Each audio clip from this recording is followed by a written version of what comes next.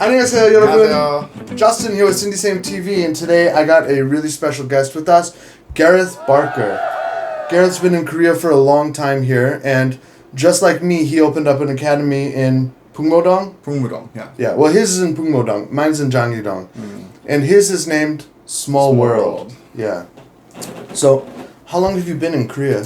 16 years. 16? About 16, yeah, I think. So you came in like 2004? Yeah. And when did you open up your academy? Okay, so I did 1 year at a hagwon, and it was tough, right? Yeah, they are. They're Yeah, it was one of those ones where you start early in the morning and then teach till 9 o'clock at night.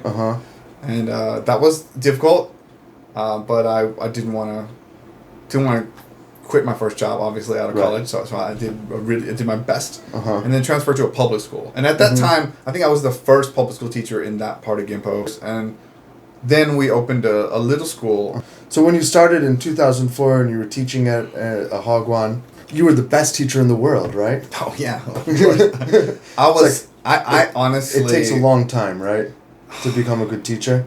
Yeah. Yeah. I feel incredible guilt. It wakes me up at night sometimes.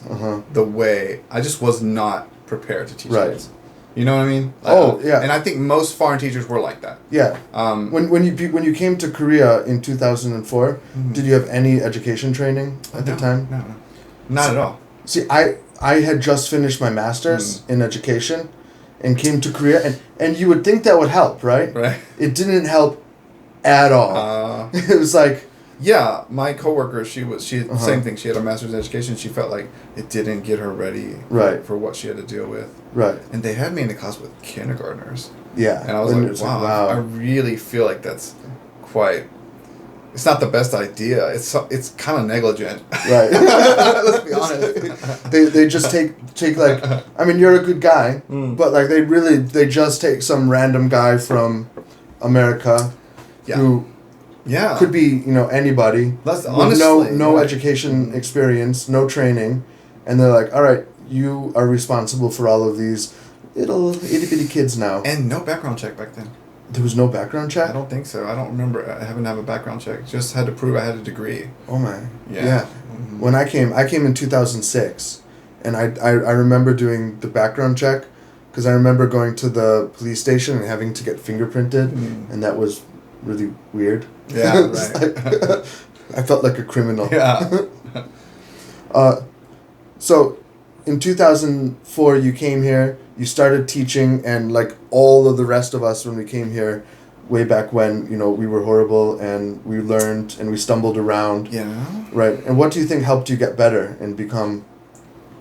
Well, I got to be honest, you would think it's reps, and reps did help, but I needed some time to grow, and I needed to get away from other foreigners. So, like, when I went to the school, I was the only foreigner there. And in my neighborhood, I was, at that time, maybe 1 out of 2. Or I'd never met any foreigners there. Yeah. And I think I needed to learn about how Koreans do things, and about Korean people and my students more, and not just sitting there on break time talking to foreigners complaining about yeah, right. Yeah. I needed to kind of get into the culture, and I wasn't the best at it, but well, we never are in the beginning. Yeah, it takes time with everything. Yeah, and I needed just lots of time doing the same thing over and over again. And the same thing about public schools is they have less classes, and you're teaching the same lesson. It's like built by the school, And so you're getting to like do one lesson a week or something like that. Well, it might be 5 or so, but you're teaching it like there's 5 classes or 10 classes, and you're teaching it over and over again for each class. And so you can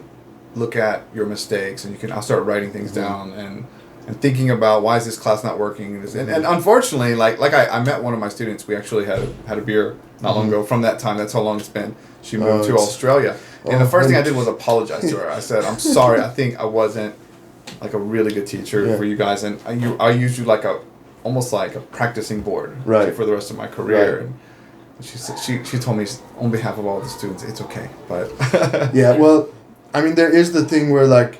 You were so much worse than you are now. But there's also the fact that in the student's eyes, you probably weren't that bad. Yeah. Because probably not. From like the one good thing about teachers like that, especially like first year teachers who are coming here like you, that they really want to try, at least for some time. So like there's probably some effort that you put into it that it was fun. Yeah, you know, it was fun. Like that was important. Yeah. That's pretty much all I was the first year I was here. Yeah. I was just fun. Jolly. It was very jolly.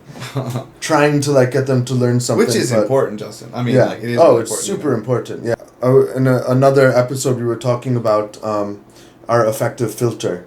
And like how really you have to, one of the most important things in language learning is lowering that affective filter, making the lesson fun, getting your emotions in tune with the classroom to really get you in the mood to learn. Yeah. Right. But then having the skill to actually like put the language out there for the students.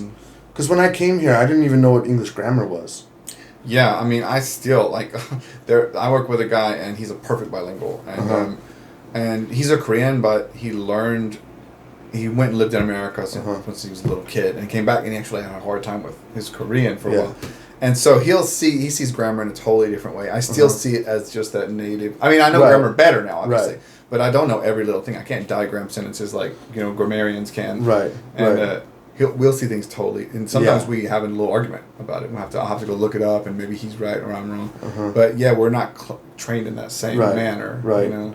On the same note, though, when I ask Koreans questions about Korean, often, no, they can't. They're the worst, right? You know, the best way for a foreigner, the best way to get in a fight with your wife or your spouse, ask them any Korean grammar question, and they'll just be like, because it is. And you're like, but why? Yeah, right. Because it is. But why? Or if you ask, these are these two verbs, right, and they're similar, but I have a feeling they're different. Right. Can you please tell me the difference? They're like, that's the same thing. Is it? Yeah. And then you go, and then you find someone else, and they're like, oh no, this one's used in this circumstance. Right. And, hey man.